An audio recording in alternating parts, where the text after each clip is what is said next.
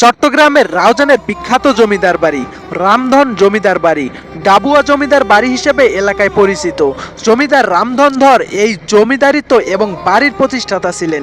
কালের বিবর্তনে জমিদারি প্রথা বিলুপ্তির পর পরিবারের সদস্যরা গ্রাম ছেড়ে শহরে চলে যান। এতে জমিদারি জৌলুস হারিয়ে যায়। ছবিতে যাকে দেখতে পাচ্ছেন 92 বছর বয়সী রাজকন্যা ছবিধর, জমিদার রামধন ধরের নাতনি ও জমিদার কৈশবচন্দ্রের মেয়ে। তিনি নিজের ভাইকে দেখাশোনা করার জন্য যৌবন বিসর্জন দিয়েছেন। ছবিধর বিয়ে করেননি, অর্থাৎ তিনি এখনও কুমারী। ভাইদের ছেলে সন্তান নিয়ে এখনও জমিদার বাড়ির একটি অংশে বসবাস করেন। অন্যরা সবাই চলে গেলেও তিনি এখনও বাড়িটি ছেড়ে যাননি।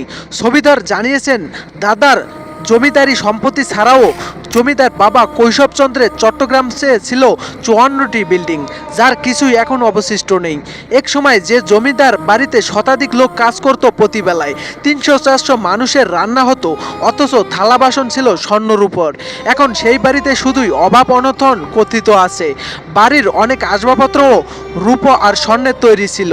ডাবুয়া জগন্নাথ হাট, ডাবুয়া ইউনিয়ন পরিষদ ভবন, সিকদাইর পুলিশ ফাঁড়ি সহ রাউজান RRAC মডেল হাই স্কুলের প্রতিষ্ঠাতায় বিশেষ অবদান রয়েছে ছবিধরের বংশধরের।